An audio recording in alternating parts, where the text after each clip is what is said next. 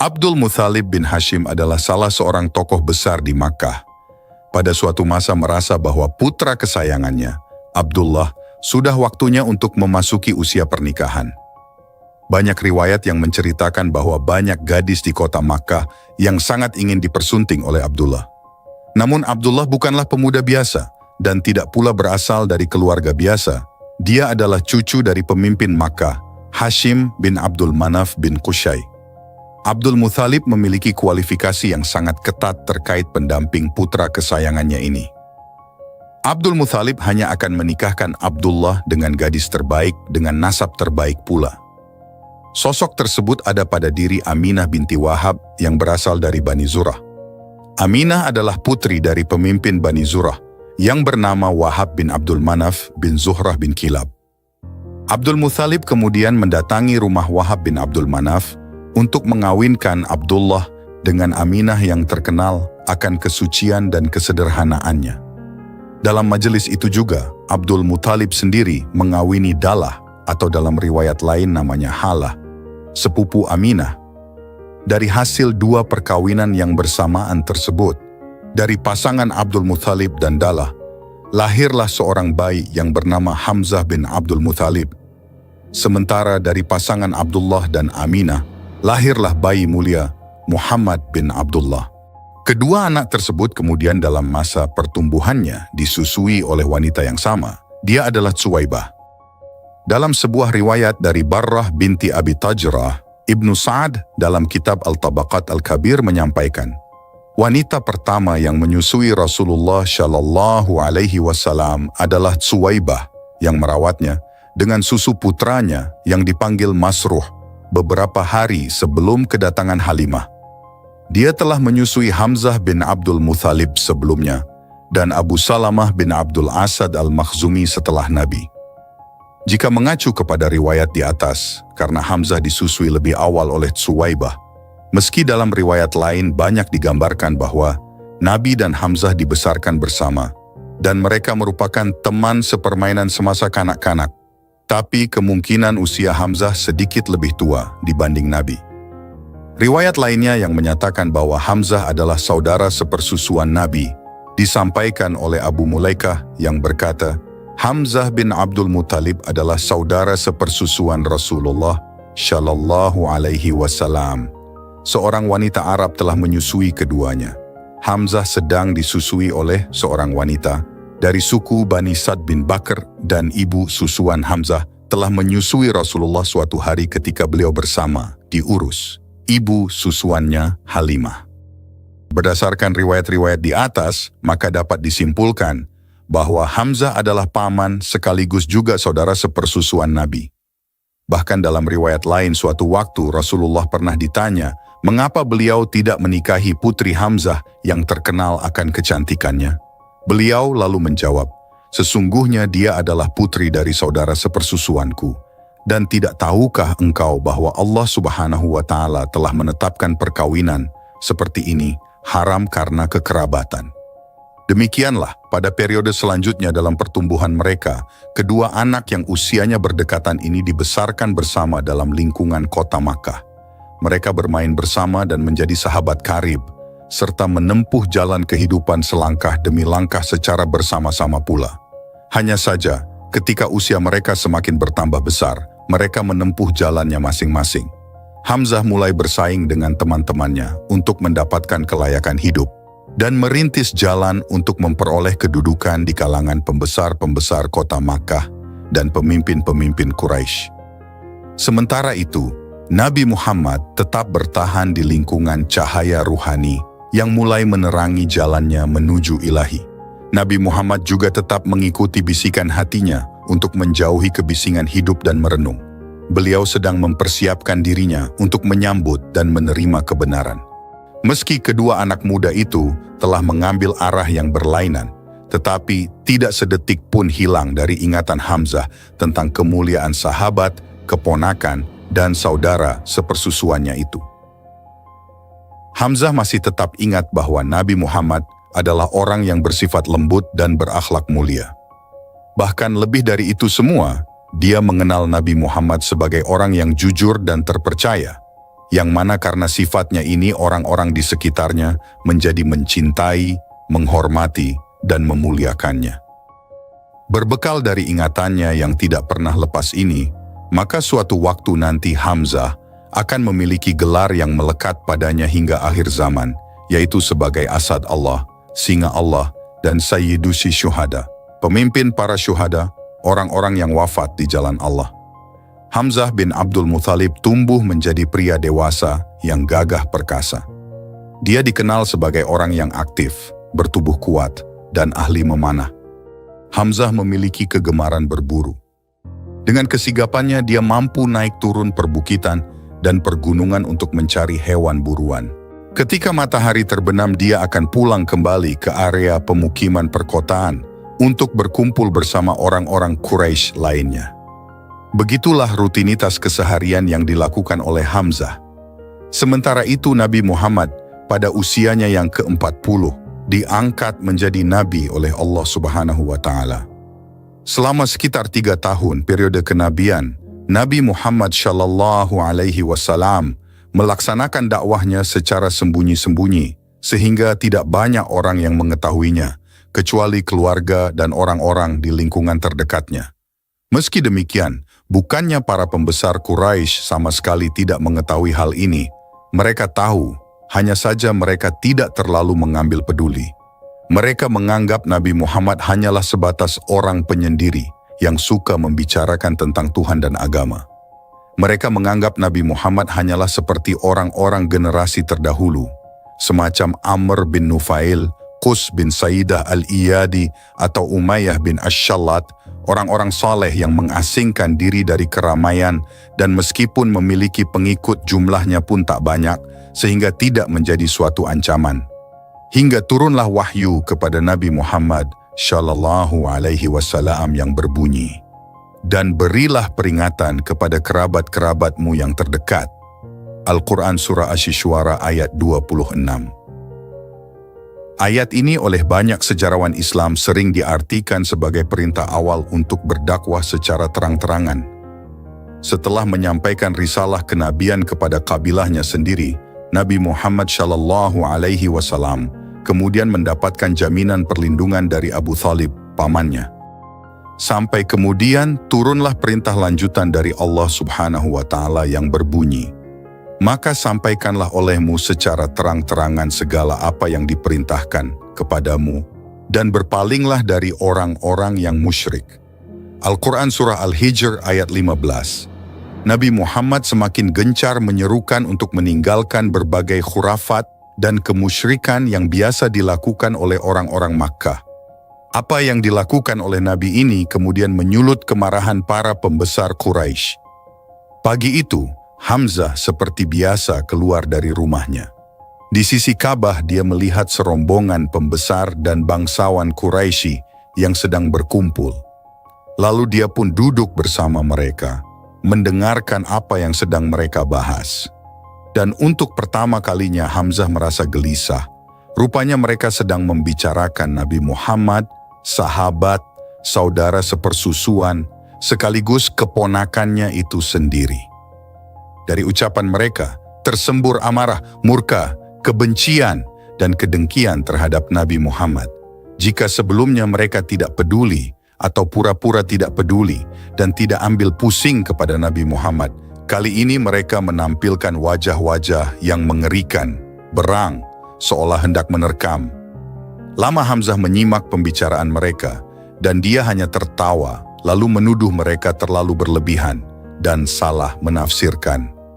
Abu Jahal yang sedang berada di sana menyangkalnya, berkata bahwa sebenarnya Hamzah lah yang paling tahu akan bahaya ajaran yang diserukan oleh Nabi Muhammad. Hanya saja dia terlalu menganggapnya enteng, sehingga membuat kaum Quraisy menjadi lengah dan lalai. Abu Jahal melanjutkan, dia berkata bahwa jika didiamkan, maka akan datang suatu masa ketika semuanya sudah terlambat, dan bahaya yang ditimbulkan oleh Nabi Muhammad menjadi semakin nyata. Demikianlah mereka terus melanjutkan pembicaraan dalam suasana hiruk-pikuk, beberapa bahkan sampai menyerukan ancaman kepada Nabi Muhammad. Sementara itu Hamzah tetap di sana, terkadang dia tertawa, Namun kadang juga dia menunjukkan amarah atas perkataan mereka, karena bagaimanapun Nabi Muhammad adalah saudaranya. Dan ketika pertemuan itu usai, mereka bubar dan masing-masing mengurus urusan mereka sendiri. Kepala Hamzah pun dipenuhi oleh pikiran dan perasaan baru. Dia terus memikirkan urusan keponakannya itu dan mempertimbangkan kembali baik dan buruknya. Hamzah tidak pernah lupa akan sosok keponakannya itu. Dia mengenal dengan baik kebesaran dan kesempurnaan Nabi Muhammad. Dia tahu sebaik-baiknya tentang kepribadian dan akhlaknya. Jarang diketahui, meski orang-orang mengenal Hamzah sebagai sosok yang perkasa dan tangguh secara fisik, namun sesungguhnya dia juga adalah seorang pemikir yang cerdas. Dia juga dikaruniai ketajaman akal dan kemauan yang kuat. Untuk sementara ini Hamzah hanya berusaha untuk merenungkannya saja, terlebih dahulu tentang urusan agama baru Nabi Muhammad ini, tanpa berbuat sesuatu yang lebih jauh. Satu yang tetap dia pegang, dia mengenal Nabi Muhammad sebagai sosok yang jujur dan dapat dipercaya. Hari demi hari terus berlalu, dan tekanan dari kaum Quraisy kepada Nabi Muhammad Shallallahu Alaihi Wasallam dan umat Islam semakin meningkat. Dan kali ini bukan hanya sebatas hinaan, tapi sudah masuk kepada tindakan persekusi fisik. Hamzah sendiri terheran-heran melihat ketabahan hati keponakannya tersebut. Dia tahu bahwa orang-orang Quraisy terkenal akan keras kepalanya, dan meski demikian Nabi Muhammad tetap berusaha mati-matian membela keimanan dan melancarkan dakwahnya. Banyak dari kalangan Muslim, utamanya dari golongan yang lemah, yakni para budak, yang mengalami berbagai siksaan dari Quraisy. Bahkan ada yang sampai menjumpai kematian. Mereka adalah orang tua dari Ammar bin Yasir. Hingga pada suatu waktu penindasan itu menimpa kepada Rasulullah sendiri. Suatu hari Abu Jahal melewati Rasulullah Shallallahu Alaihi Wasallam tatkala di Safa. Lalu dia mencaci dan melecehkan beliau, namun beliau hanya diam saja. Tidak berhenti di sana, kemudian dia memukul kepala beliau menggunakan batu hingga terluka, dan darah pun mengalir dari sana. Setelahnya Abu Jahal kemudian berbalik menuju kumpulan orang-orang Quraisy di dekat Ka'bah dan mengobrol bersama mereka. Di tempat lain, Hamzah baru keluar dari rumahnya sambil menenteng busur dan melangkah ke arah padang belantara untuk melatih kegemaran yang amat disukainya, yaitu berburu. Dia terkenal amat mahir dalam hal ini. Ada kira-kira setengah hari dia menghabiskan waktunya di sana. Dan ketika kembali dari perburuannya, dia langsung pergi ke Ka'bah untuk bertawaf seperti biasa sebelum pulang ke rumahnya. Setibanya di dekat Ka'bah, dia ditemui oleh seorang budak perempuan milik Abdullah bin Jud'an. Dan demi dilihatnya Hamzah yang telah mendekat, budak itu berkata, "Wahai Abu Umarah," panggilan Hamzah, "seandainya engkau melihat apa yang dialami keponakanmu, Muhammad baru-baru ini." Abul Hakam bin Hisham, yaitu Abu Jahal, ketika mendapatkan Muhammad sedang duduk di sana, dia menyakiti dan memakinya hingga mengalami hal-hal yang tidak diinginkan. Lalu dilanjutkannya cerita mengenai perlakuan Abu Jahal kepada Rasulullah. Hamzah mendengarkannya dengan baik. Setelahnya dia menundukkan kepalanya sejenak, lalu menyandangkan busur dan panahnya ke bahunya. Setelah itu dengan langkah cepat dan tegap dia pergi menuju Ka'bah, berharap akan bertemu dengan Abu Jahal di sana. Dan jika tidak ditemukan, dia akan terus mencarinya kemanapun juga hingga berhasil. Namun belum juga sampai ke Ka'bah, dia melihat Abu Jahal berada di pekarangan, sedang dikelilingi oleh beberapa orang pembesar Quraisy. Maka dalam ketenangan yang mencekam, Hamzah mendekat ke Abu Jahal. Untuk peristiwa selanjutnya, mari kita simak riwayat dari Ibnu Hisham. Dia berdiri di dekat kepala Abu Jahal, lalu berkata, "Wahai orang yang berpantat kuning, apakah engkau berani mencela anak saudaraku, padahal aku berada di atas agamanya?" Seketika itu juga dia memukul kepala Abu Jahal dengan tangkai busur hingga menimbulkan luka yang menganga. Orang-orang dari Bani Makhzum, kabilah Abu Jahal, bangkit berdiri. Begitu pula yang dilakukan orang-orang Bani Hashim, kabilah Hamzah. "Biarkan saja Abu Umarah, karena memang aku telah mencaci maki anak saudaranya dengan cacian yang menyakitkan," kata Abu Jahal. Sejarawan Syafiur Rahman Al-Mubarakfuri menyatakan bahwa peristiwa ini terjadi pada bulan Zulhijjah tahun ke-6 kenabian. Sementara itu, Khalid Muhammad Khalid mengatakan bahwa meskipun Hamzah bersyahadat di hadapan Abu Jahal dan orang-orang Quraisy, pada waktu itu dia masih belum sepenuhnya masuk Islam. Karena usai pulang dari pertemuan tersebut, Hamzah masih merenung dengan dalam, mempertimbangkan berbagai hal tentang sosok Nabi Muhammad SAW dan agama barunya. Meski demikian, Khalid menyatakan bahwa apa yang mendorong Hamzah masuk Islam adalah karena sosok Hamzah sendiri. Bukan hanya gagah perkasa, melainkan juga seorang pemikir yang berakal tajam. Jadi, meskipun setelah syahadat Hamzah masih memerlukan waktu untuk berproses, namun dia masuk Islam karena memang melihat kebenaran di dalamnya, bukan karena persoalan kesukuan. Wallahu alam. Sejarawan Khalid Muhammad Khalid sebagaimana sempat menyatakan bahwa Hamzah bin Abdul Muthalib masuk Islam melalui proses berpikir dan perenungan, bukan sekadar karena persoalan fanatisme kesukuan. Setelah memukul Abu Jahal dengan busur dan Hamzah menyatakan keislamannya di depan banyak orang, para pemuka Quraisy menjadi gempar karenanya. Mereka menganggap hal ini sebagai sebuah bencana, sebab tidak menutup kemungkinan tokoh-tokoh besar Quraisy lainnya akan mengikuti langkah Hamzah.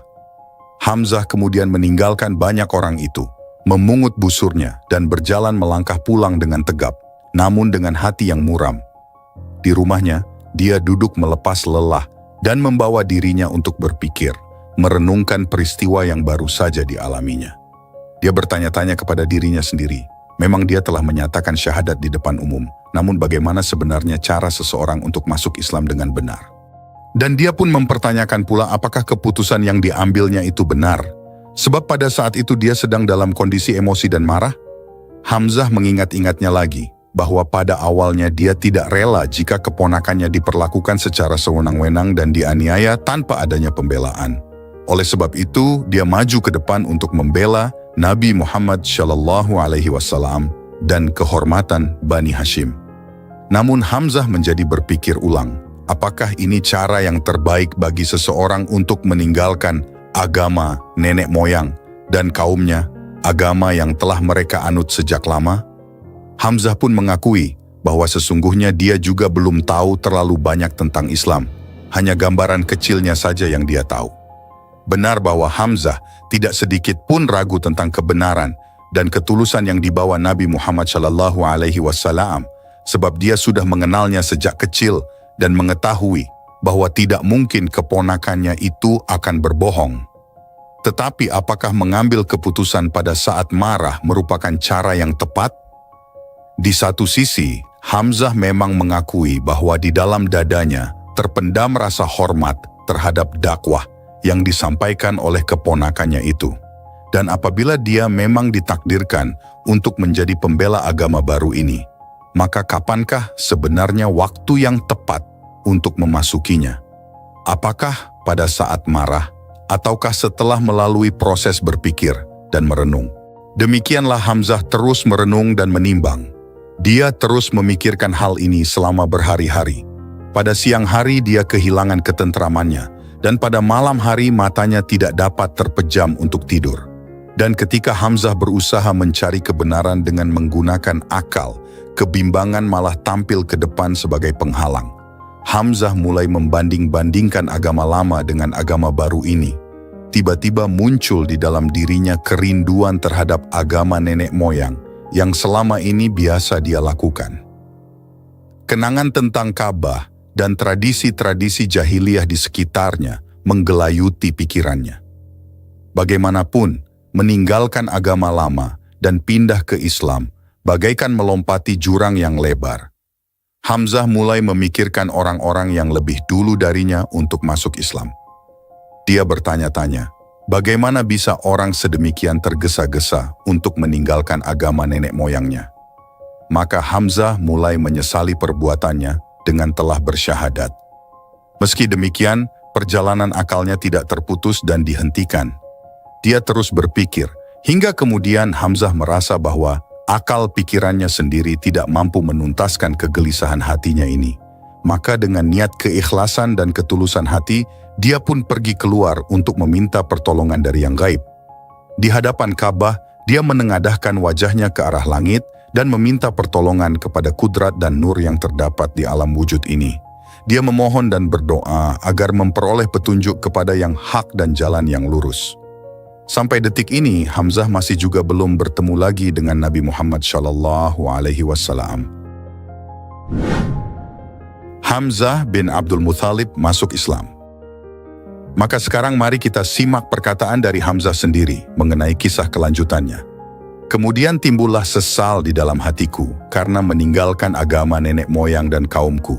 Dan aku pun diliputi kebingungan hingga mata tak dapat tertidur. Lalu pergilah aku ke Ka'bah dan memohon kepada Allah agar membukakan hatiku untuk menerima kebenaran dan melenyapkan segala keraguan. Maka Allah Subhanahu wa Ta'ala pun mengabulkan permohonanku itu dan memenuhi hatiku dengan keyakinan. Aku pun segera menemui Rasulullah SAW dan menyampaikan tentang keadaanku kepadanya. Maka didoakannya kepada Allah Subhanahu wa Ta'ala agar ditetapkannya hatiku dalam agamanya. Demikianlah, Hamzah akhirnya menganut agama Islam dengan keyakinan yang penuh. Setelah Hamzah bin Abdul Muthalib masuk Islam, dia bernazar akan mengabdikan segala keperwiraan, kesehatan dan bahkan hidup dan matinya untuk Allah dan agamanya. Karena kesungguhannya ini, Rasulullah SAW memberinya gelar istimewa, yaitu sebagai singa Allah, Asadullah, dan singa Rasulnya, Asad Rasulullah. Dengan bergabungnya Hamzah, agama Islam menjadi semakin kuat. Hamzah, yang nantinya akan menjadi salah satu komandan terbesar Islam, adalah pribadi yang sangat berpengaruh dan pemberani. Dia akan melakukan apa saja untuk melindungi dan membela Nabi dan menguatkan kaum muslim. Sebagaimana dikatakan sejarawan Ibnu Al-Atsir dalam kitab Al-Kamil Fit Tarikh, kaum Quraisy menganggap masuk Islamnya Hamzah sebagai salah satu faktor utama bagi kemajuan dan kekuatan kaum muslim, tanpa mengesampingkan peran sahabat-sahabat Nabi yang lainnya, yang mana masing-masing memiliki andil tersendiri bagi berkembangnya Islam. Namun Hamzah memiliki posisi tersendiri. Dia adalah satu-satunya sahabat yang mana orang-orang Quraisy enggan berurusan dengannya. Sebagaimana telah ditunjukkan pada riwayat-riwayat sebelumnya, ketika mendengar bahwa Nabi telah dihina dan dilukai kepalanya oleh Abu Jahal, tanpa memberitahu siapapun akan niatnya, tanpa basa-basi dia melakukan pembalasan yang sangat keras di depan para tokoh Quraisy itu sendiri, dan tak ada seorang pun yang berani untuk melawannya. Dalam kesempatan lain, Hamzah menunjukkan kembali keberaniannya yang mencolok. Penyiksaan dan penganiayaan terhadap Nabi yang dilakukan oleh Abu Lahab, yang mana masih paman Nabi sendiri, beserta istrinya, Ummu Jamil, tiada bandingannya. Nabi hidup bertetangga dengan mereka. Mereka tak pernah berhenti melemparkan benda-benda kotor kepadanya. Suatu hari mereka melemparkan kotoran domba ke kepalanya. Untuk itu, Hamzah membalas dengan menimpakan benda yang sama ke kepala Abu Lahab. Begitu pula terhadap Umar bin Khattab yang pada saat itu masih belum masuk Islam. Di saat muslim lainnya begitu ketakutan terhadap Umar, Hamzah menunjukkan sikap yang lain. Dia dengan tenang berani menghadapinya. Pada waktu itu, Umar seorang laki-laki yang tinggi besar dan kuat telah menjadi musuh bebuyutan muslim. Dia memiliki reputasi temperamental dan cinta kepada puisi-puisi dan minuman keras. Suatu waktu dia dikabarkan akan membunuh Rasulullah SAW. Ketika Umar mendengar bahwa Nabi sedang berada di Dar Al-Arqam, dia bergegas ke sana berharap untuk menemukan beliau. Dia mengetuk pintu dan salah satu sahabat Nabi mengintip melalui celah untuk melihat Umar. Dengan pedang di tangannya, Umar terlihat sangat marah. Para sahabat kemudian bergegas ke belakang rumah dengan berita yang mengkhawatirkan. "Ada apa?" tanya Hamzah. "Umar ada di depan pintu," lapor para sahabat. "Hanya itu saja," seru Hamzah. "Jika dia datang dengan damai tidak masalah, tetapi jika tidak kita dapat dengan mudah membunuhnya dengan pedangnya sendiri." Sementara itu Nabi Muhammad sedang menerima wahyu dari Allah Subhanahu wa Ta'ala, dan setelah selesai menerima wahyu, beliau masuk ke ruang duduk. Di sana ada Umar duduk. Nabi memegang baju dan sabuk pedangnya dan berkata kepadanya dengan desakan, "Umar, maukah engkau mundur dari jalanmu untuk membunuh Nabi?" Jika tidak, Allah Subhanahu wa Ta'ala akan menurunkan kepadamu hukuman seperti yang Dia berikan kepada Walid bin Al-Mughirah. Ya Allah, inilah Umar bin Khattab. Ya Allah, berikan kekuatan dan kemuliaan pada Islam melalui Umar bin Khattab ini. Dan setelah Nabi mengakhiri doanya, lalu Umar berkata, Aku bersaksi bahwa tidak ada yang layak disembah selain Allah Subhanahu wa Ta'ala, dan bahwa engkau adalah utusan Allah Subhanahu wa Ta'ala. Mereka yang hadir di rumah itu berteriak, Allahu Akbar, begitu keras sehingga teriakan mereka bergema di sekitar Ka'bah. Dengan masuk Islamnya kedua tokoh Quraisy ini, yakni Hamzah dan Umar, posisi Islam menjadi semakin kuat. Menurut sejarawan Safiur Rahman Mubarakpuri, Umar masuk Islam 3 hari setelah Hamzah masuk Islam. Setelah kedua tokoh ini masuk Islam, banyak orang Makkah juga turut masuk Islam dengan berduyun-duyun. Dan hal ini semakin membuat para pembesar Quraisy merasa semakin resah. Kembali kepada Hamzah, tidak seperti tokoh besar Muslim lainnya pada masa awal, Hamzah adalah satu-satunya yang tidak pernah mengalami persekusi dari Quraisy. Mereka tidak berani kepadanya. Bahkan tokoh sekelas Abu Bakar dan Umar pun selepas mereka masuk Islam pernah mengalami persekusi juga dari Quraisy. Memang, tentu saja Hamzah seorang diri tidak dapat membendung segala persekusi Quraisy terhadap umat Islam. Tetapi setidaknya kehadirannya dapat mengurangi persekusi fisik terhadap mereka. Sehingga Quraisy harus memikirkan cara lain untuk mendesak umat Islam.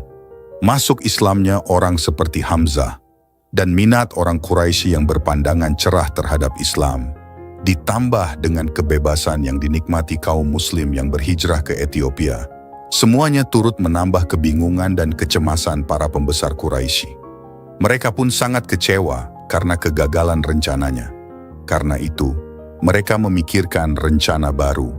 Mereka memutuskan untuk menerapkan blokade ekonomi guna menghadang penyebaran dan penyiaran Islam, serta mengekang kegiatan pendiri dan pengikut agama ilahi itu.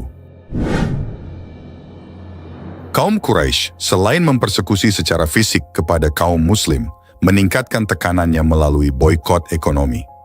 Sebuah dokumen dibuat oleh mereka yang isinya berupa larangan untuk menikahi anggota keluarga Bani Hashim, asal kabilah Nabi Muhammad SAW, dan larangan berjual beli apapun dengan mereka.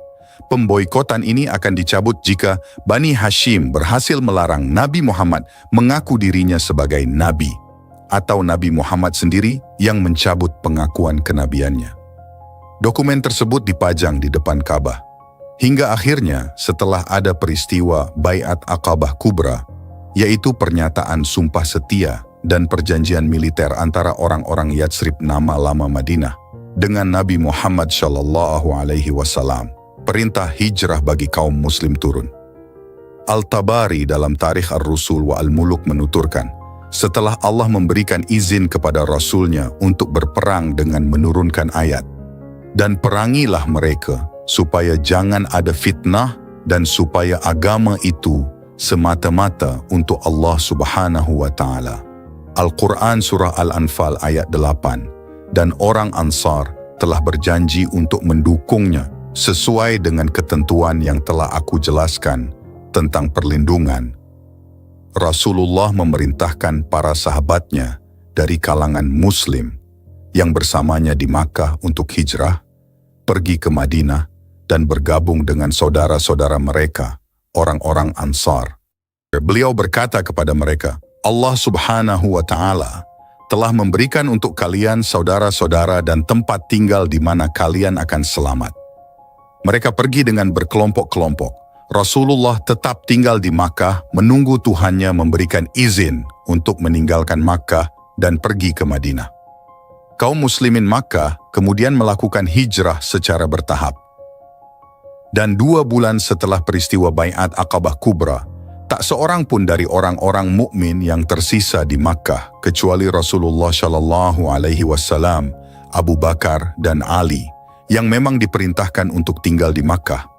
Ada juga beberapa orang lainnya yang ditahan secara paksa oleh orang-orang musyrik di Makkah atau tidak mampu untuk melarikan diri.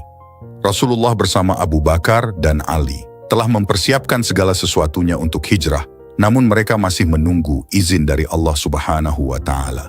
Hamzah bin Abdul Muthalib sendiri termasuk angkatan pertama yang berangkat hijrah. Dan setelah Rasulullah juga tiba di Madinah, beliau mempersaudarakannya dengan Zaid bin Haritsah. Kehidupan Hamzah benar-benar berubah 180 derajat. Bukan saja kehidupan jahiliyah seperti permainan-permainan dan nyanyian-nyanyian yang dia tinggalkan, bahkan kegemaran yang sesungguhnya juga tidak terlarang dalam Islam, yakni berburu, juga dia tinggalkan. Hidup Hamzah kini sepenuhnya dia dedikasikan untuk membela Rasulnya, di mana dia rela untuk mengorbankan baik harta maupun jiwanya demi agama Allah Subhanahu wa Ta'ala. Meski demikian, kehidupan Muslim setelah hijrah ke Madinah tidak benar-benar bebas dari ancaman Quraisy, bahkan tensi ketegangan terus meningkat. Orang-orang Quraisy semakin bertambah marah ketika Muslim hijrah dan kemudian mendapatkan tempat yang aman untuk sementara di Madinah. Oleh karena itu mereka menulis surat kepada Abdullah bin Ubay bin Saul, yang pada saat itu dia masih musyrik, dan hampir saja dia diangkat menjadi raja di Madinah jika saja Rasulullah Shallallahu Alaihi Wasallam dan kaum Muslim tidak hijrah ke sana. Isi surat tersebut berbunyi, "Sesungguhnya kalian telah menampung orang di antara kami. Demi Allah, kami benar-benar akan memerangi atau kalian mengusir mereka. Atau biarlah kami mendatangi tempat kalian dengan mengerahkan semua orang kami hingga kami menghabisi kalian dan menawan wanita-wanita kalian." Surat ini bukan ancaman kosong, melainkan benar-benar nyata. Abdullah bin Ubay yang memang mendendam kepada Rasulullah Shallallahu Alaihi Wasallam karena menganggap posisinya telah direbut oleh Rasulullah Shallallahu Alaihi Wasallam, kemudian merespons surat tersebut dengan mengumpulkan teman-temannya. Abdurrahman bin Ka'ab meriwayatkan, tatkala surat itu sudah dibaca Abdullah bin Ubay beserta rekan-rekannya dari kalangan penyembah berhala, maka mereka berkumpul untuk memerangi Rasulullah. Tetapi beliau keburu mendengar masalah ini, lalu pergi menemuinya seraya bersabda, "Rupanya Quraisy telah mengancam kalian. Sesungguhnya mereka ingin memperdayai kalian lebih banyak daripada tipu daya yang hendak kalian timpakan kepada diri kalian sendiri. Kalian sendirilah yang menghendaki untuk membunuhi anak-anak dan saudara kalian." Setelah mendengarnya, mereka pun bubar. Abdullah bin Ubay mengurungkan niatnya untuk memerangi Rasulullah dan kaum Muslim pada saat itu, karena melihat nyali teman-temannya yang ciut. Namun dia tetap menjaga kontaknya dengan orang-orang Quraisy di Makkah. Untuk sementara ini, dia terus melancarkan aksinya secara diam-diam dengan terus memicu gejolak antara kaum Muslim dan musyrik. Untuk keperluan ini, dia juga merangkul orang-orang Yahudi. Tetapi dengan bijaksana Rasulullah Shallallahu Alaihi Wasallam selalu mampu meredam gejolak itu dari waktu ke waktu. Rasulullah Shallallahu Alaihi Wasallam dan kaum Muslim di Madinah sepenuhnya sadar bahwa mereka belum benar-benar aman dan kaum Quraisy cepat atau lambat akan datang. Sebuah peristiwa besar akan segera terjadi dalam waktu yang tidak terlalu lama. Kaum Quraisy di Makkah mengirimkan utusannya ke Madinah untuk menyampaikan pernyataan ancaman. Dia berkata, "Janganlah kalian bangga terlebih dahulu karena kalian bisa meninggalkan kami pergi ke Yatsrib. Kami akan mendatangi kalian, lalu merenggut dan membenamkan tanaman kalian di halaman rumah kalian." Rasulullah menyadari bahwa pernyataan ini bukan sekadar ancaman kosong, sebab beliau telah mendapatkan informasi bahwa kaum Quraisy memang sedang mempersiapkan serangan. Kaum Muslim di Madinah pun oleh karenanya selalu berjaga baik siang maupun malam jika suatu waktu serangan telah tiba. Ubay bin Ka'ab meriwayatkan, tatkala Rasulullah dan para sahabatnya tiba di Madinah, lalu dilindungi Ansar, maka seluruh bangsa Arab sudah sepakat untuk melontarkan satu anak panah kepada mereka. Tidak pagi, tidak sore, mereka selalu siap dengan senjatanya. Di tengah situasi yang rawan seperti ini, Allah Subhanahu wa Ta'ala kemudian menurunkan wahyunya kepada Nabi Muhammad Shallallahu Alaihi Wasallam. Telah diizinkan berperang bagi orang-orang yang diperangi, karena sesungguhnya mereka telah dianiaya. Dan sesungguhnya Allah Subhanahu wa Ta'ala benar-benar maha kuasa menolong mereka itu. Al-Quran Surah Al-Hajj ayat 22. Tentang ayat ini, Mufasir Quraisy Syihab menjelaskan bahwa Allah Subhanahu wa Ta'ala mengizinkan orang-orang mukmin yang diperangi oleh orang-orang musyrik untuk balas memerangi, disebabkan oleh telah sekian lamanya mereka bersabar dalam menghadapi kezaliman. Dari sisi hukum, Quraisy Syihab juga menjelaskan bahwa ayat ini telah mendahului hukum positif dalam masalah hukum membela diri. Intinya, bahwa membela diri adalah hal yang dibolehkan, apapun akibatnya. Setelah turunnya izin dari Allah Subhanahu wa Ta'ala dan sebagai bentuk pembelaan diri, Rasulullah kemudian membentuk satuan-satuan unit militer yang disebut dengan Sariyah, yaitu unit militer yang ditugaskan untuk melancarkan ekspedisi penyerangan, namun tidak dipimpin oleh Rasulullah Shallallahu Alaihi Wasallam secara langsung. Sariyah pertama yang dibentuk dipimpin oleh Hamzah. Rasulullah mengutusnya bersama 30 orang muhajirin untuk menghadang kafilah dengan Quraisy yang dipimpin oleh Abu Jahal dengan 300 orang rombongan di dalamnya. Untuk lebih detailnya mengenai Sariyah pertama ini, mari kita simak penuturan dari Ibnu Sa'ad dalam kitab Al-Tabaqat Al-Kabir.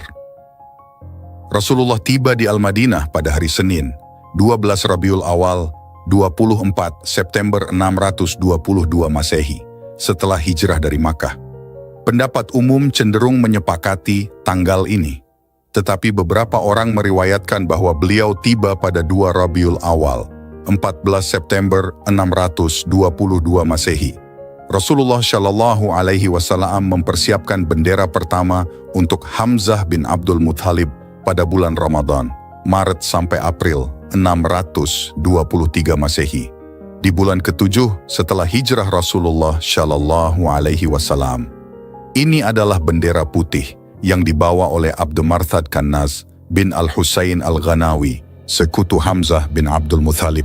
Rasulullah mengirimnya, Hamzah, dengan 30 orang muhajirin. Beberapa perawi berkata, separuh dari mereka adalah orang muhajirin dan separuh lainnya adalah orang Ansar. Tapi menurut kesepakatan pendapat umum, semuanya adalah orang muhajirin. Rasulullah Shallallahu Alaihi Wasallam tidak mengirim orang Ansar manapun dalam ekspedisi sampai mereka berperang di bawah kepemimpinannya di Badar. Itu karena mereka sebelumnya telah menetapkan syarat untuk membela beliau hanya di kota mereka, dan itu adalah versi yang disetujui bersama kami. Hamzah berangkat untuk menghadang kafilah orang Quraisy yang datang dari Suriah dan sedang dalam perjalanan ke Makkah. Abu Jahal bin Hisham memiliki sebuah rombongan yang terdiri dari 300 orang. Mereka mencapai Saif al-Bahr, yaitu pantai di sisi Al-Ish. Mereka berhadapan satu sama lain dan mengatur diri mereka sendiri untuk berperang. Tetapi Majdi bin Amr al-Juhni yang bersekutu dengan kedua belah pihak menghampiri dari sisi ini ke sisi itu dan dari sisi itu ke ini untuk bernegosiasi. Dan akhirnya menang atas mereka. Maksudnya berhasil membujuk kedua belah pihak. Dan mereka tidak jadi berperang. Abu Jahal kemudian melanjutkan perjalanan dengan teman-teman dan kafilahnya ke Makkah, dan Hamzah kembali ke Al-Madinah dengan teman-temannya. Terjadinya Perang Badar. Hari demi hari terus berlalu, dan kini umat Islam di Madinah telah memasuki tahun kedua setelah peristiwa hijrah dari Makkah. Meski sebelumnya kaum Quraisy di Makkah sudah mendeklarasikan perang terhadap Muslim, namun sampai sejauh ini belum terjadi perang dalam skala besar, kecuali beberapa konfrontasi kecil di antara mereka. Hingga tibalah momen besar di mana pasukan Muslim dan pasukan Quraisy saling berhadap-hadapan di Badar, sebuah tempat di dekat Madinah. Peristiwa ini terjadi pada 17 Ramadan 2 Hijriah, 13 Maret 624 Masehi. Di dalam sejarah Islam, perang ini dianggap merupakan kemenangan militer pertama bagi Muslim dan Nabi Muhammad Shallallahu Alaihi Wasallam. Kemenangan Islam dalam perang tersebut benar-benar meruntuhkan dominasi orang-orang Makkah, sekaligus menguatkan posisi politik Muslim di Madinah, dan membuat orang-orang Islam menjadi salah satu komunitas yang kekuatannya diperhitungkan di seluruh Jazirah Arab.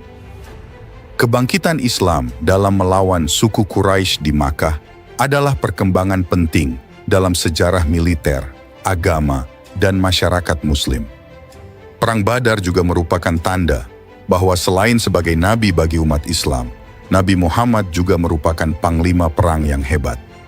Ada banyak penafsiran terkait apa yang melatar belakangi terjadinya perang tersebut, namun pada kesempatan kali ini kita tidak akan terlalu jauh masuk ke sana, karena kisah ini akan berfokus kepada sosok Hamzah bin Abdul Muthalib dan kiprahnya dalam perang tersebut.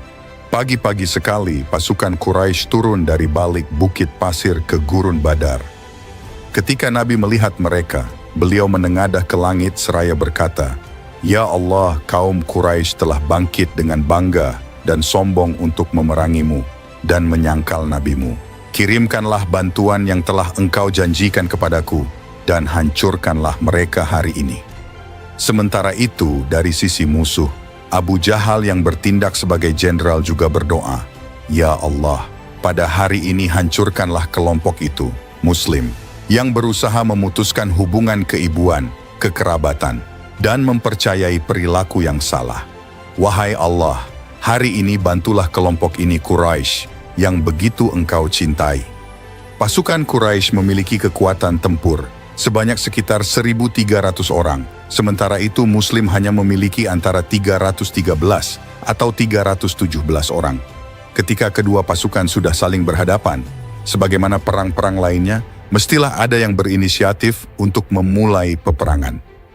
Orang itu muncul dari sisi pasukan Quraisy. Dia bernama Al-Aswal bin Abdul Asad Al-Makhzumi, seorang laki-laki yang perangainya kasar dan berperilaku buruk.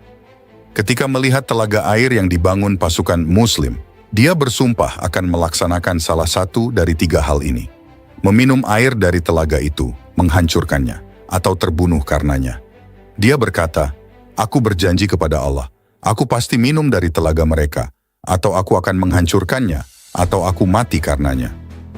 Dia kemudian keluar dari barisan pasukan Quraisy, lalu menemui komandan Muslim yang pemberani, Hamzah, yang sedang berada di dekat telaga air itu.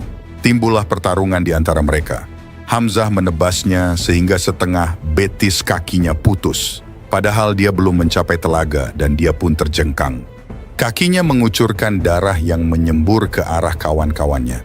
Kemudian dia tetap merangkak menuju telaga hingga masuk ke dalamnya. Dia ingin memenuhi sumpahnya, tetapi Hamzah mengikutinya dan mengakhirinya membunuhnya di dalam telaga. Atau dalam versi lain, dikatakan bahwa Al-Aswal bin Abdil pada akhirnya sampai ke tepian telaga dengan kaki yang berdarah, dan untuk memenuhi salah satu sumpahnya, dia berhasil minum dari sana, hanya untuk kemudian tewas diserang Hamzah untuk terakhir kalinya. Insiden ini menyebabkan pertempuran menjadi tak terelakkan, karena tak ada penyebab yang lebih ampuh untuk membangkitkan sentimen massa selain tumpahnya darah. Beberapa orang yang hatinya sedang menyala-nyala karena dengki dan benci amat ingin mencari dalih untuk bertarung, dan sekarang dalih inilah yang terbaik bagi mereka untuk bertempur. Menurut adat istiadat kuno bangsa Arab, biasanya sebelum perang besar dimulai, dilakukan duel tanding terlebih dahulu. Ibnu Ishaq meriwayatkan, setelah Hamzah berhasil menghabisi Al-Aswad bin Abdul Asad di telaga, keluarlah 3 orang, Utbah bin Rabi'ah, kakek Muawiyah bin Abu Sufyan dari pihak ibu. Salah satu di antara saudaranya, Syaibah bin Rabi'ah, dan anaknya, Al-Walid bin Utbah, paman Muawiyah bin Abu Sufyan dari pihak ibu. Ketika telah berada di antara kedua pasukan, dia menantang duel 1 lawan 1. Dalam riwayat versi Muhammad bin Ali bin Husain, Al-Baqir meriwayatkan, ketika Utbah mengajukan tantangan duel dalam perang Badar, Ali bin Abi Thalib berdiri untuk menantang Walid bin Utbah. Keduanya sama-sama muda dan memiliki fisik yang seimbang. Dengan memutar telapak tangannya dan meletakkannya di tanah, periwayat menunjukkan bahwa Ali menjatuhkan Walid dan membunuhnya. Setelah itu, Syaibah bin Rabi'ah berdiri dan Hamzah bangkit menerima tantangan tersebut. Kedua pria ini juga memiliki perawakan yang seimbang. Dengan mengangkat tangannya lebih tinggi, periwayat menunjukkan dengan cara yang sama bahwa Hamzah membunuh Syaibah. Setelah itu, saat Utbah berdiri, Ubaidah bin Harits bangkit menerima tantangannya. Periwayat menunjuk kedua pilar dan menambahkan keterangan bahwa kedua lelaki ini seperti pilar itu sama-sama kokoh. Saat kedua laki-laki itu saling bertukar serangan, serangan Ubaidah membuat lengan kiri Utbah menggantung, hampir putus. Namun Utbah mendekat dan menghantam kaki Ubaidah dengan pedangnya hingga betisnya putus. Ali dan Hamzah kemudian kembali dan membereskan urusan Utbah. Mereka kemudian membawa Ubaidah pergi ke Rasulullah di bawah tenda. Ketika mereka membawanya ke Rasulullah, Nabi Allah membaringkannya. Rasulullah meletakkan kepalanya di pangkuannya dan mulai menyeka debu dari wajahnya. Saat itu Ubaidah berkata, "Wahai Rasulullah, seandainya Abu Thalib melihatku sekarang, dia akan yakin bahwa perkataannya lebih tepat diterapkan kepadaku ketimbang dia. Ketika dia berkata, dengan salam untuk melindungi Rasulullah, kami akan melindunginya sampai kami terluka dan jatuh mati di sisinya. Benar-benar melupakan anak-anak dan istri kami sendiri." Ubaidah lalu bertanya, "Bukankah aku seorang syuhada?" "Tentu saja," jawab Rasulullah, "dan aku menyaksikan kebenaran itu." Dia kemudian meninggal. Rasulullah menguburkannya di sebuah lembah bernama Safra, dan beliau sendiri turun ke kuburan untuk meletakkan jenazah. Rasulullah belum pernah memasuki kubur siapapun sebelumnya. Menurut sejarawan Syafiur Rahman Al-Mubarakfuri, peristiwa wafatnya Ubaidah ini terjadi pada 4 atau 5 hari setelah Perang Badar, di sebuah tempat yang bernama Ash Safra, ketika pasukan Muslim sedang dalam perjalanan pulang ke Madinah. Ayat yang turun setelah berakhirnya duel. Setelah terjadinya duel sebelum Perang Badar di antara 3 orang Muslim dan 3 orang musyrikin tersebut, Allah Subhanahu wa Ta'ala menurunkan wahyunya. Diriwayatkan oleh Abu Dzar bahwa dia bersumpah tentang duel 1 lawan 1 ini, bahwa ayat ini, "Inilah 2 golongan, golongan mukmin dan golongan kafir, yang bertengkar, mereka saling bertengkar mengenai Tuhan mereka." Al-Quran Surah Al-Hajj ayat 22. Turun kepada Hamzah dan 2 rekannya, golongan mukmin, dan Utbah dan 2 rekannya, golongan kafir, ketika mereka berduel 1 lawan 1 di Perang Badar. Sementara dalam versi lain, sebagaimana disampaikan oleh sejarawan Syafiur Rahman Al-Mubarakfuri, ayat itu turun karena berkenaan dengan Ali bin Abi Thalib. Di dalamnya sirahnya, dia menulis, Ali memiliki keyakinan yang dalam, sehingga firman Allah Subhanahu wa Ta'ala turun.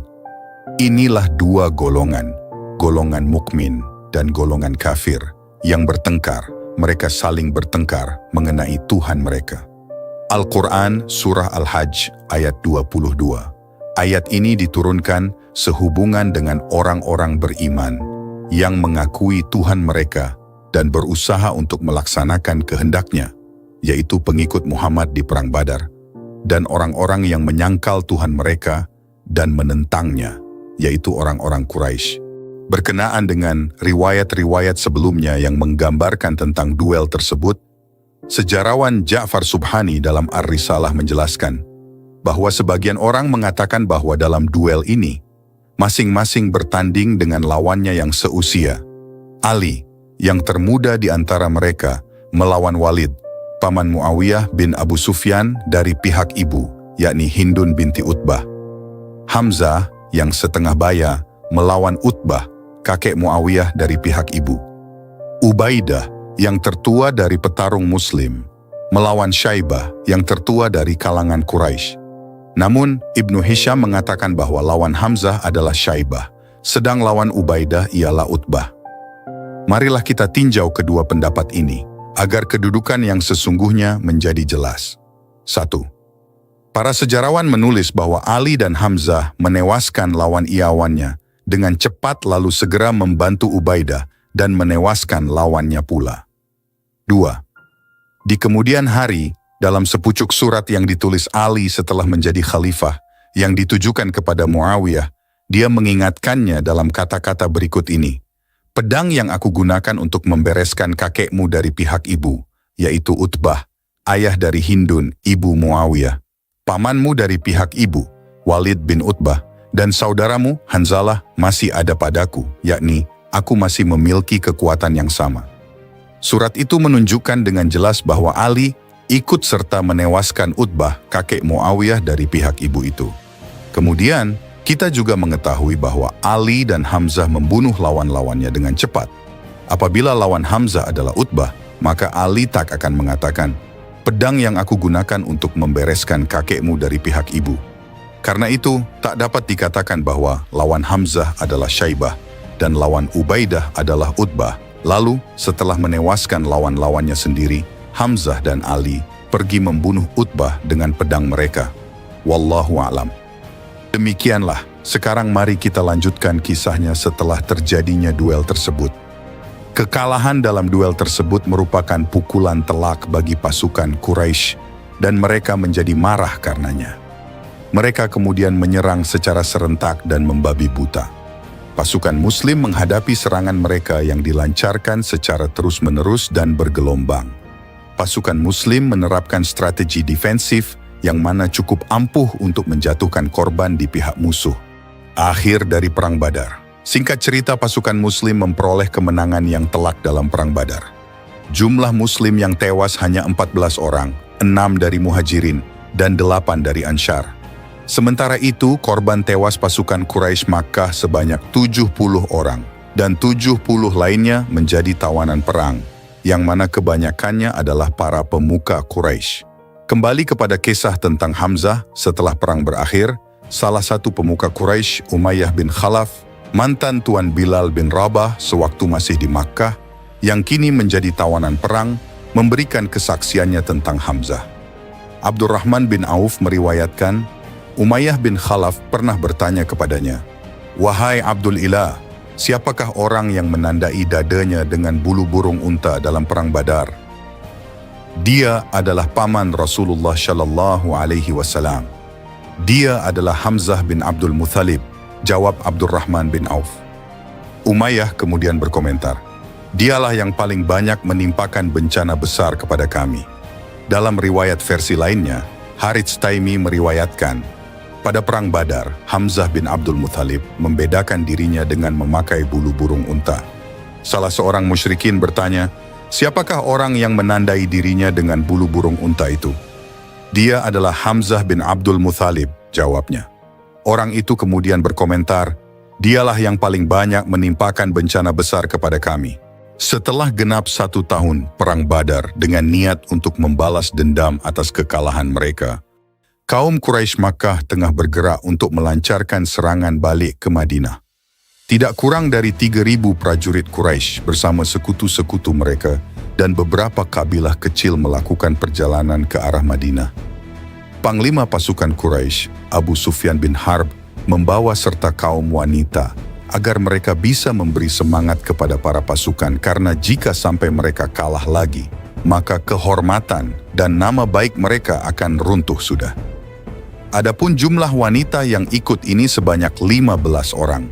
Bukanlah kebiasaan bagi orang Arab untuk membawa wanita ke medan laga, tetapi kali ini mereka pun ikut serta.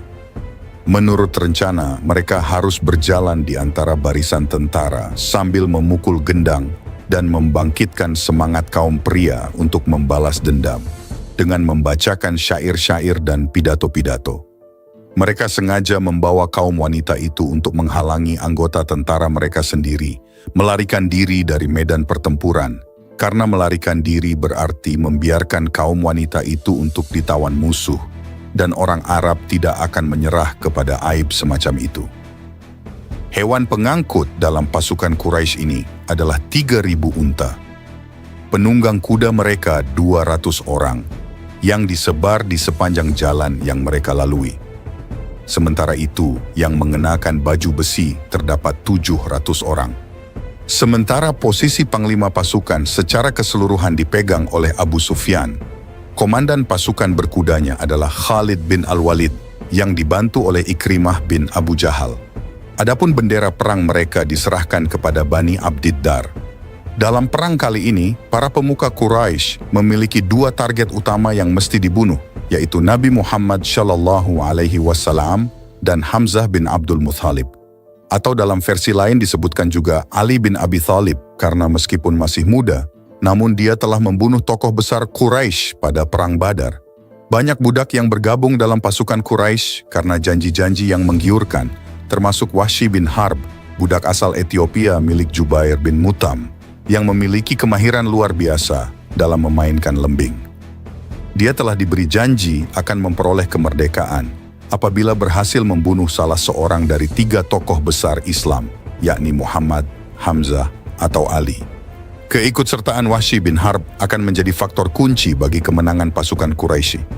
Kisahnya akan diceritakan kemudian, setelah kedua pasukan bertemu di lembah utara Gunung Uhud, seperti tradisi biasanya. Diadakan duel tanding 1 lawan 1 terlebih dahulu. Dari pihak Quraisy, yang maju adalah Thalhah bin Abu Thalhah al-Abdari, sementara dari Muslim adalah Az-Zubair. Az-Zubair dapat membunuh Thalhah dengan cepat dan mudah. Kemudian meletuslah bara peperangan. Seluruh sudut tempat itu menjadi kancah pertempuran yang hebat. Pertempuran yang paling sengit terjadi di sekitar bendera orang-orang Quraisy. Secara bergantian orang-orang dari Bani Abdiddar bertugas membawa bendera perang setelah pemimpin mereka, Thalhah, tewas di tangan Az-Zubair. Bendera itu kini dibawa oleh saudara Thalhah, Abu Syaibah Utsman bin Abu Thalhah. Dia maju untuk bertempur sambil berkata, ada kewajiban di tangan pembawa bendera untuk menjadikan pohon menjulang ke atas ataukah tumbang di atas tanah.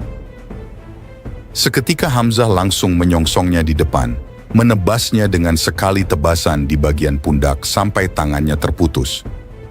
Tidak berhenti sampai di sana, tebasan itu bahkan terus membelah hingga ke pusarnya, sampai-sampai jantung Abu Syaibah Utsman keluar karenanya. Kemudian bendera mereka terus dibawa bergantian oleh orang-orang Bani Abdiddar. Ketika tiba giliran Al-Julas bin Thalhah bin Abu Thalhah, Ali membunuhnya. Namun ada juga pendapat yang mengatakan bahwa Hamzah yang membunuhnya. Demikianlah, bendera pasukan Quraisy terus bergantian dibawa hingga sampai orang yang ke-10 dari Bani Abdiddar terbunuh pula. Sampai pada akhirnya tidak ada lagi yang mau membawa bendera itu. Pertempuran terus berlanjut. Hamzah bertarung bagaikan singa yang mengamuk. Dia menyeruak masuk ke tengah barisan pasukan Quraisy tanpa mengenal rasa takut, tanpa ada seorang pun yang mampu menandingi kemampuan bertarungnya. Orang-orang yang dikenal tangguh dan pemberani di pihak musuh pun dibuatnya seperti dedaunan kering yang dihembuskan angin.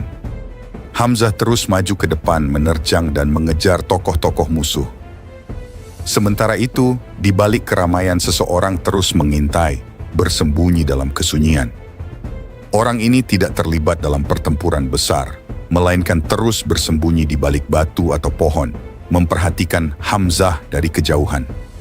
Dia adalah Wahsy bin Harb. Alur cerita akan kita tarik mundur terlebih dahulu kepada peristiwa-peristiwa sebelum pecahnya Perang Uhud. Ketika kaum Quraisy masih melakukan persiapan perang di Makkah, mereka melakukan diskusi mengenai target utama yang akan mereka sasar. Hasil dari pembicaraan tersebut adalah menempatkan Hamzah bin Abdul Muthalib sebagai sasaran utama yang kedua setelah Rasulullah. Kemudian untuk misi khusus ini, mereka memilih Wahsy bin Harb, seorang budak Habsyi yang memiliki kemahiran istimewa dalam memainkan lembing. Mereka memerintahkan kepadanya pada saat perang nanti hanya untuk memusatkan perhatian kepada satu orang saja, yaitu Hamzah. Mereka memintanya agar memperlakukan Hamzah seperti hewan buruan, yaitu didekati secara diam-diam dan kemudian pada saat yang tepat dilempar lembing. Cukup sekali saja namun mematikan. Mereka juga memberi peringatan kepadanya bahwa apapun yang terjadi pada saat perang nanti dan bagaimanapun hasil akhirnya, agar dia tidak pernah untuk membatalkan tugasnya itu. Oleh karenanya, dia diberi keleluasaan untuk tidak ikut sama sekali dalam pertempuran besar, cukup fokus kepada Hamzah saja. Jika berhasil, dia dijanjikan akan memperoleh imbalan yang sangat tinggi, yaitu kebebasan yang selama ini sangat dia idam-idamkan. Wahsy adalah budak milik Jubair bin Mut'im. Sewaktu Perang Badar, paman Jubair, yaitu Thuaimah bin Adi, tewas terbunuh. Jubair ingin membalas dendam, maka dia berkata kepada Wahsy, "Jika engkau dapat membunuh Hamzah, paman Muhammad, sebagai pembalasan atas terbunuhnya pamanku, maka engkau menjadi merdeka." Wahsy kemudian mereka bawa untuk dipertemukan dengan Hindun binti Utbah, istri dari Abu Sufyan, untuk digembleng, dididik dan dihasut mentalnya. Hindun sendiri memiliki dendam kesumat terhadap Hamzah sebab, sebagaimana disampaikan orang-orang kepadanya bahwa ayah, Utbah bin Rabi'ah, paman, Syaibah bin Rabi'ah, saudara Al-Walid bin Utbah, dan putranya, tidak dijelaskan putranya yang mana, telah dibunuh oleh Hamzah dalam perang Badar.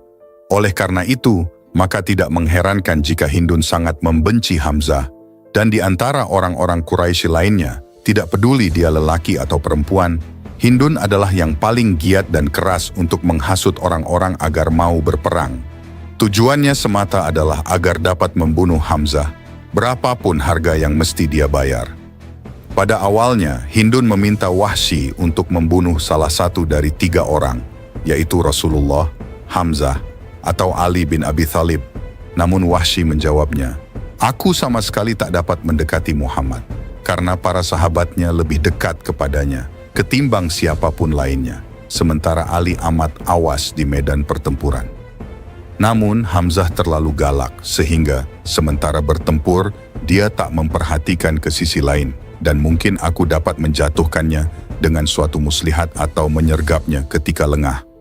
Wahsy yang merupakan mantan prajurit di negeri asalnya, sudah mampu membuat analisis tentang kondisi lawan-lawannya nanti. Maka tercapailah suatu kesepakatan bahwa yang akan dibunuhnya adalah Hamzah. Hindun sendiri menjanjikan kemerdekaan kepadanya jika misi ini dapat tercapai. Berhari-hari lamanya, Hindun kemudian tidak melakukan pekerjaan lain, kecuali menggembleng dan menghasut Wahsy, serta menumpahkan sumpah serapah dan kebenciannya kepada Hamzah. Dan juga merencanakan peranan yang akan dimainkan oleh Wahsy. Selain menjanjikan kemerdekaan, dia juga menjanjikan akan memberinya kekayaan dan perhiasan yang paling berharga milik wanita seperti dirinya. Sementara dia berbicara, jari-jarinya yang penuh kebencian memegang anting-anting permata yang bernilai tinggi dan kalung emas yang terlilit pada lehernya. Lalu dengan kedua matanya yang memancarkan semangat, dia berkata kepada Wahsy, "Jika engkau dapat membunuh Hamzah, maka semua ini akan menjadi milikmu." Bagaimanapun Wahsy juga menjadi tergiur karenanya, dan angan-angannya pun terbang melayang, dipenuhi kerinduan ingin cepat bertemu dengan peperangan yang akan datang itu. Dia membayang-bayangkan bagaimana lembingnya dapat menembus tubuh Hamzah, sehingga dia pun tidak menjadi budak lagi. Begitu pula dia ingin segera memiliki perhiasan-perhiasan yang selama ini menghiasi leher dan jemari istri pemimpin dan putri tokoh Quraisy tersebut. Hari demi hari terus berjalan, dan waktu peperangan semakin dekat. Wahsy pun mempersiapkan dirinya untuk berangkat ke medan perang. Tragedi di Perang Uhud telah tiba. Hari menuju Perang Uhud akhirnya tiba. Wahsy bin Harb ikut berangkat bersama pasukan Quraisy Makkah. Manakala Hindun binti Utbah berpapasan dengan Wahsy, atau dia melewatinya, dia, Hindun, akan berkata, "Ayolah, ayah kegelapan, puaskan pembalasan dendammu dan kami." Wahsy memilikinya, nama panggilan, Abu Dasma. Sementara itu kepada pasukan pembawa bendera, Hindun bangkit dengan para wanita yang bersamanya dan mengambil jenderang, yang mana mereka tabuh di belakang para lelaki untuk membangkitkan semangat mereka. Di pihak pasukan Muslim Madinah, atas saran dari tokoh munafik Abdullah bin Ubay, tadinya mereka akan bertahan di dalam kota Madinah. Namun Hamzah bin Abdul Muthalib menolaknya. Dia berkata, "Demi Allah yang mewahyukan Al-Quran, aku tidak akan makan hari ini hingga aku bertempur dengan musuh di luar kota." Rasulullah menyetujui usulan Hamzah. Sebagaimana telah dibahas sebelumnya, para pembawa bendera perang Quraisy dari Bani Abdiddar kebanyakan dibunuh oleh Hamzah dan Ali bin Abi Thalib, sehingga tidak ada lagi seorang pun yang mau memegang bendera itu. Setelahnya Hamzah masuk ke tengah medan pertempuran. Dia memakai pakaian perang dan di dadanya terpasang bulu burung unta, sebuah penanda yang biasa dia gunakan ketika berperang. Hamzah menyerang ke kiri dan ke kanan, dan setiap kepala yang disasarnya pastilah terpenggal oleh pedangnya. Serangannya terhadap pasukan Quraisy tidak putus-putus, seolah-olah maut menyerahkan diri ke dalam tangannya. Siapapun yang berani beradu pedang dengannya akan tewas sesuai dengan kehendaknya. Pasukan pemanah meninggalkan posnya. Seluruh pasukan Muslim kemudian maju dan menyerbu ke depan, hingga kemenangan telah hampir berada di tangan. Pasukan Quraisy kocar-kacir melarikan diri. Abdullah bin Az-Zubair meriwayatkan dari ayahnya, "Demi Allah, sampai-sampai aku bisa melihat betis Hindun binti Utbah yang tersingkap karena harus melarikan diri bersama teman-temannya." Pasukan pemanah yang diposkan di atas bukit, yang bertugas melindungi sayap kiri pasukan Muslim, melihat peristiwa ini. Melihat pasukan Muslim unggul, mereka berkata, "Harta rampasan, harta rampasan, sahabat-sahabat kalian sudah menang, apalagi yang kalian tunggu?" 40 orang pemanah kemudian lari meninggalkan pos mereka untuk berebut harta rampasan perang. Padahal sebelumnya Rasulullah telah memberi perintah bahwa apapun yang terjadi, kalah atau menang, jangan pernah meninggalkan pos pemanah. Khalid bin Al-Walid yang menjadi komandan pasukan berkuda Quraisy melihat kejadian ini. Kemudian dengan cepat, dia mengambil jalan memutar dan menyerang pasukan Muslim dari arah belakang yang sudah tidak terlindungi pasukan pemanah. Seketika keadaan berbalik, semangat pasukan Quraisy kembali bangkit. Pasukan Muslim menjadi kebingungan dengan situasi ini, dan bahkan banyak juga di antara mereka yang melarikan diri. Pasukan Quraisy terus mendesak sehingga peperangan terjadi di sekitar Rasulullah Shallallahu Alaihi Wasallam. Hamzah yang berada di barisan depan melihat apa yang sedang terjadi, maka baik semangat, tenaga, maupun perjuangannya menjadi berlipat ganda. Dia menerjang ke kiri dan ke kanan, ke muka dan ke belakang. Hingga akhirnya Hamzah berhadapan dengan Siba bin Abdul Uzza al-Ghubshani. Hamzah berkata kepadanya, "Kemarilah engkau anak dari tukang sunat wanita." Dan memang benar, ibu Siba yang bernama Ummu Anmar adalah tukang sunat wanita di Makkah. Ketika mereka sudah dekat, Hamzah menebas dan membunuhnya. Sementara itu, Wahsy yang dari sejak awal mengintai Hamzah, yang bersembunyi di balik bebatuan atau pohon, melihat peluang. Hamzah begitu sengit bertarung hingga tidak awas lagi dengan ancaman dari kejauhan. Wahsy mengambil ancang-ancang dan bersiap untuk melempar lembingnya. Dan dia sudah begitu yakin bahwa serangannya tidak akan meleset.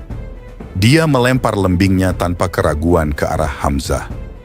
Lembing itu tepat mengenai bagian bawah tubuh Hamzah, dan karena saking kencangnya, lembing itu terus menembus ke selangkangan Hamzah. Hamzah melihat siapa yang telah menyerangnya. Dia hendak menyerang balik Wahsy, namun dengan luka seberat itu, apa daya, dia terjatuh dan tidak sadarkan diri.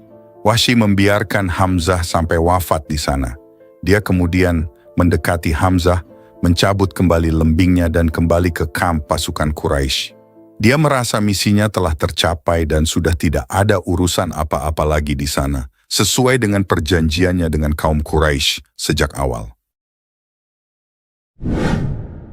Perang Uhud akhirnya selesai dan kedua belah pihak pun berpisah.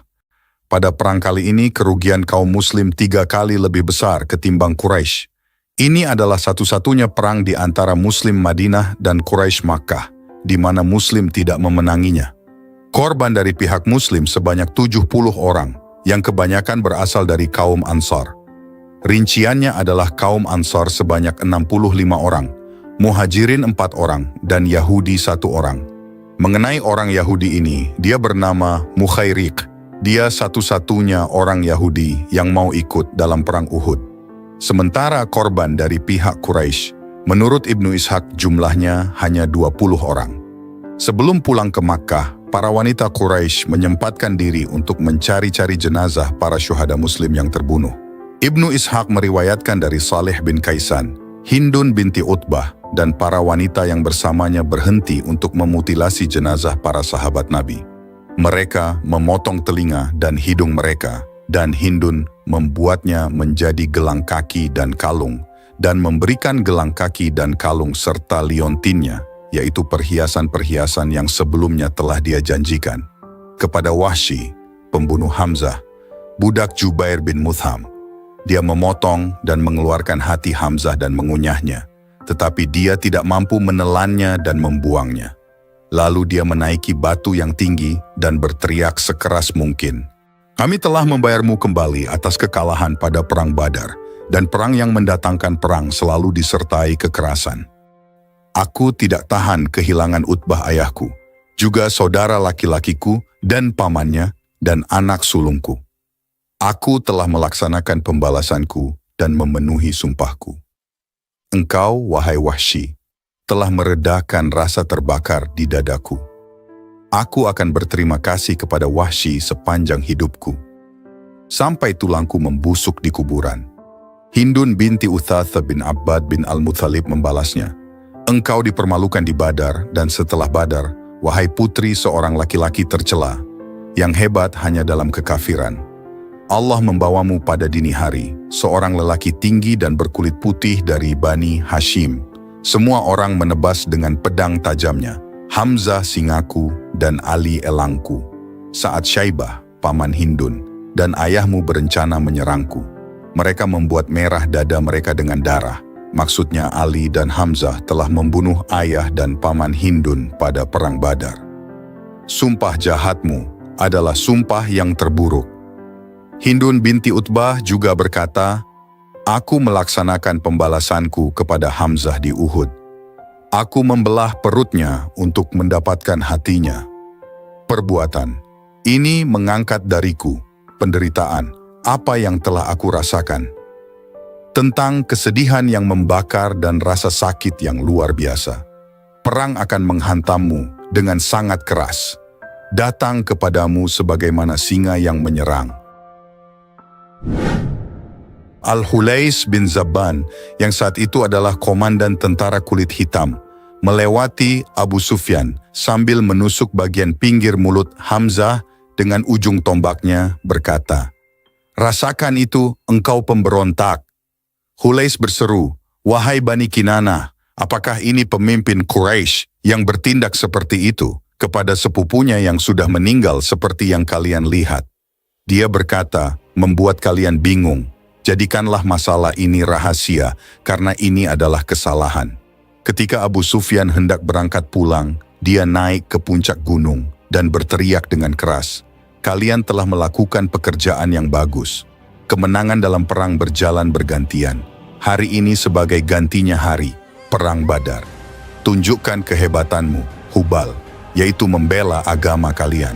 Nabi memerintahkan Umar bin Khattab untuk bangkit dan menjawabnya, dan berkata, Allah itu maha tinggi dan maha mulia. Kita, Quraisy dan Muslim, tidak sama. Orang-orang yang mati pada sisi kami berada di surga. Orang-orang mati di sisimu berada di neraka. Mendengar jawaban ini, Abu Sufyan berkata kepada Umar, kemarilah padaku. Nabi menyuruhnya pergi dan melihat apa yang dia inginkan. Ketika dia datang, Abu Sufyan berkata, demi Allah Umar, apakah kami, Quraisy, sudah membunuh Muhammad? Demi Allah tidak. Beliau mendengarkan apa yang engkau katakan sekarang. Jawabnya. Dia berkata, aku menganggap engkau lebih jujur dan dapat dipercaya ketimbang Ibnu Qamiyah, mengacu pada klaim terakhirnya bahwa dia telah membunuh Muhammad. Kemudian Abu Sufyan berkata, ada beberapa mayat yang dimutilasi di antara yang mati di sisimu. Demi Allah, hal itu tidak memberiku kepuasan dan tidak ada kemarahan diriku kepada para jenazah. Aku tidak melarang maupun memerintahkan untuk memutilasi. Di kemudian hari karena perbuatannya ini, Hindun terkenal di kalangan kaum muslim sebagai Hindun si pemakan hati. Dan anak-anaknya kemudian terkenal sebagai anak wanita pemakan hati. Setelah perang usai, kaum Quraisy kemudian pergi. Nabi memerintahkan kepada Ali bin Abi Thalib untuk melihat ke arah mana mereka pergi, apakah pulang ke Makkah atau justru ke Madinah. Setelah Ali memastikan bahwa mereka pergi ke arah Makkah, barulah Rasulullah bersama kaum muslimin mencari jenazah para syuhada. Ada banyak riwayat tentang bagaimana Rasulullah mencari dan menemukan para jenazah ini. Sementara itu, dalam merangkai riwayat-riwayat tersebut untuk menjadi kesatuan kronologis, para sejarawan pun memiliki perbedaan satu sama lain.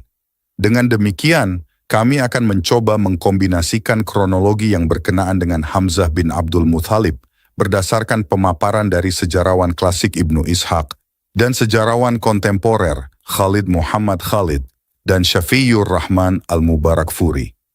Setelah menemukan para jenazah, Rasulullah bersabda, "Aku menjadi saksi atas mereka bahwa tidaklah ada yang terluka karena Allah, melainkan Allah akan membangkitkannya pada hari kiamat.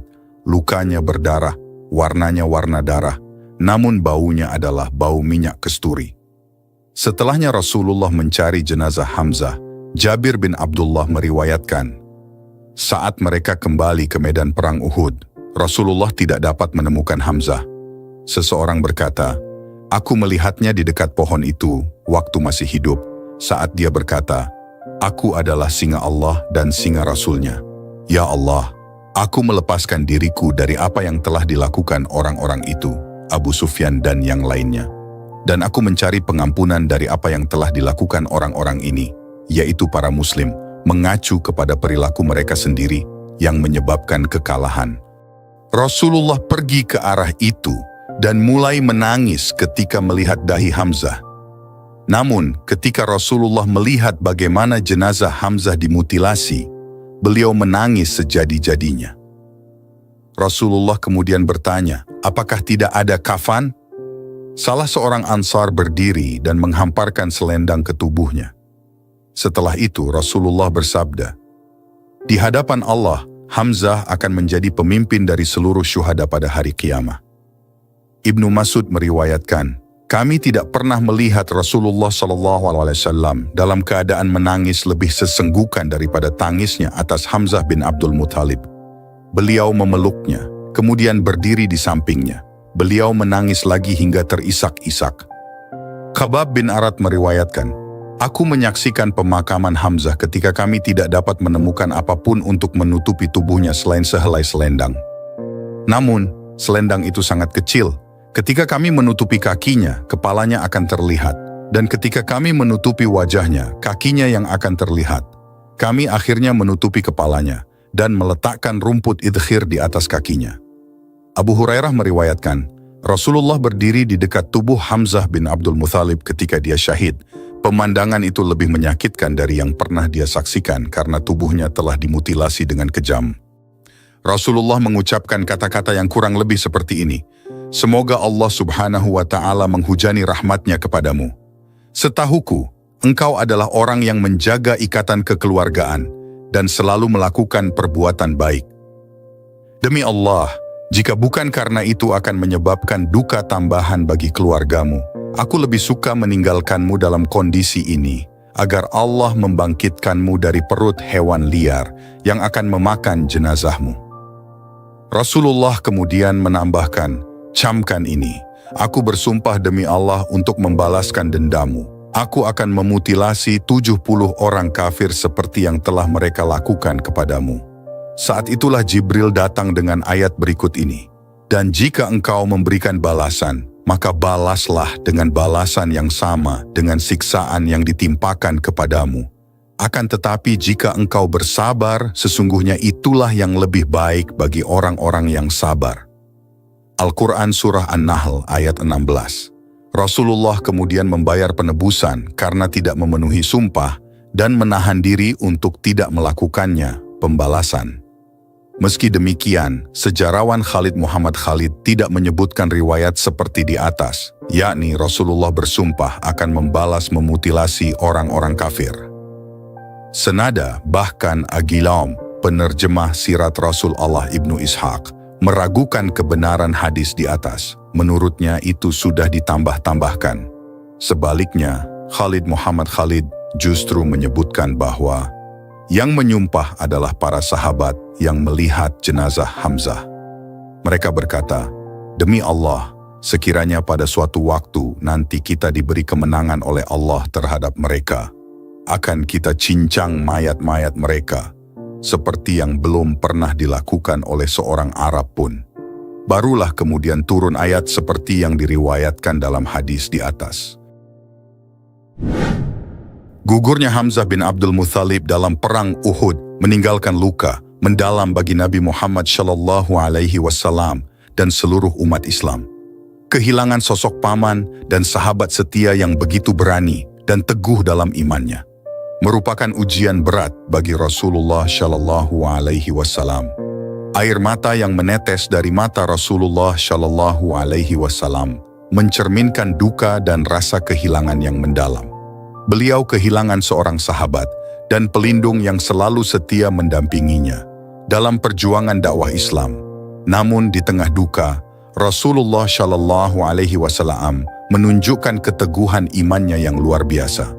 Beliau bersabar dan menerima ujian ini dengan penuh ketabahan. Beliau terus memimpin umat Islam dan melanjutkan perjuangan dakwah Islam dengan penuh semangat. Kisah Hamzah bin Abdul Muthalib dan gugurnya beliau dalam perang Uhud menjadi pengingat bagi umat Islam tentang pentingnya iman, keberanian, dan pengorbanan. Kisah beliau juga menjadi pelajaran tentang bagaimana menghadapi ujian dan duka dengan penuh ketabahan dan keteguhan iman.